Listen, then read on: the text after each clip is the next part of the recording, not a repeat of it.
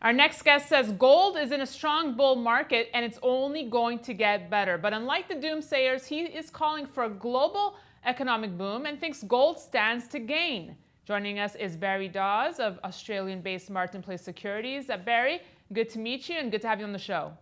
Thank you. Nice to be here. So Barry, let's start with what you were telling us offline. You're calling for $1,500 gold by year end and you remain bullish on gold despite having a positive outlook on the global economy. We don't hear that too often. Why is that? Well, I like to look at the facts and then try and draw the conclusions from the facts. So that's a bit different from having a preconceived idea. But look, the basic thing is we've got 3,300 million people in Asia.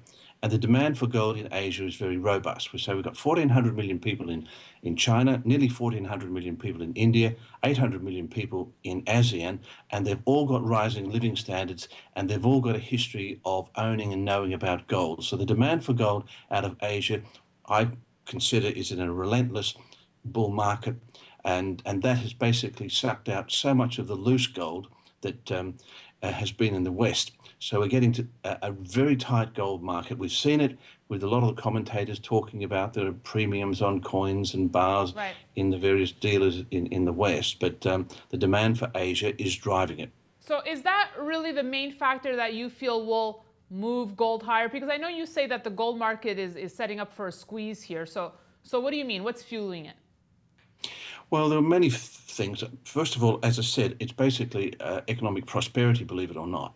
But there are big issues that we have to consider. I mean, there's $100 trillion tied up in global bond markets, and to me, that's very, very unstable.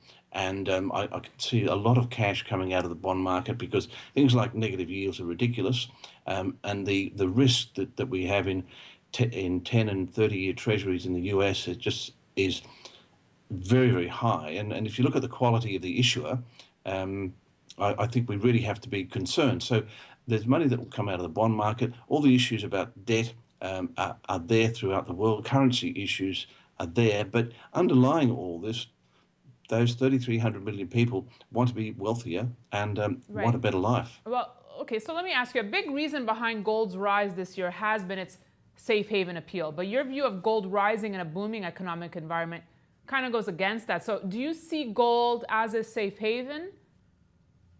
Oh, look, I think it's fundamental to people's portfolios, yes, certainly as a safe haven, but that's, in my view, it's only a small part of the demand. When we see that 4,000 tons of gold is basically going primarily into Asia, and mine production plus scrap is about 4,000 tons, so we're running down inventory in the West by definition.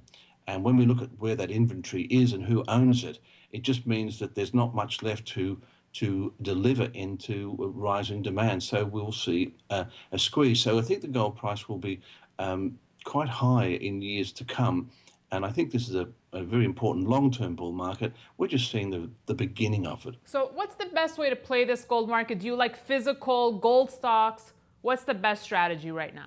Well, the leverage is in the gold stocks, and if we look at gold stocks against gold, and if we look at gold stocks against the equity markets, they're still very, very cheap, and consequently, there's good upside in terms of just re-rating.